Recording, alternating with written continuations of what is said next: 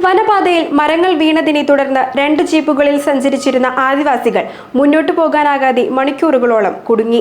കോതമംഗലത്തു നിന്നുള്ള ഫയർഫോഴ്സ് സംഘം മണിക്കൂറുകളോളം ശ്രമിച്ചാണ് മരങ്ങൾ മുറിച്ചു നീക്കി ആദിവാസികളെ വീടുകളിൽ എത്തിച്ചത്. വലുതും ചെറുതുമായ 30 മരങ്ങളാണ് റോഡിൽ വീണത്. കുട്ടമ്പുഴ പഞ്ചായത്തിലെ വിവിധ ആദിവാസി ഉന്നതികളിലേക്കുള്ള വഴികളിൽ കഴിഞ്ഞ ദിവസത്തെ കാറ്റിലും മഴയിലുമാണ് 30ഓളം മരങ്ങൾ വീണത്.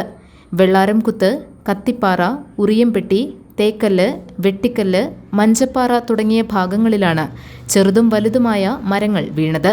ഇതുമൂലം 2 ജീപ്പുകളിലായി 15 ആദിവാസികളാണ് വനപാതയിൽ കുടുങ്ങിയത്.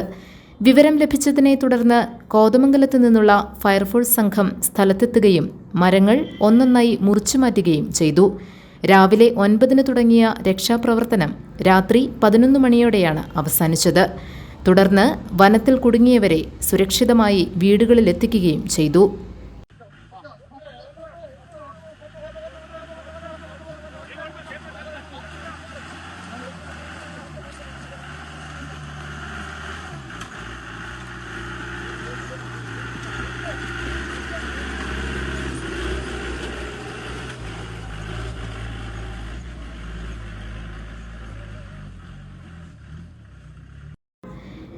മരങ്ങൾ മുറിച്ചുമാറ്റാൻ ശ്രമിക്കുന്നതിനിടെ ആദിവാസികൾ സഞ്ചരിച്ചിരുന്ന ജീപ്പിന്റെ ഡ്രൈവർക്ക് പരിക്കേൽക്കുകയും ചെയ്തിരുന്നു.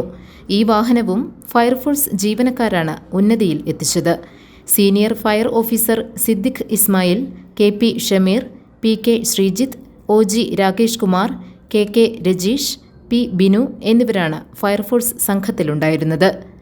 GTV news, Kuttampuzha.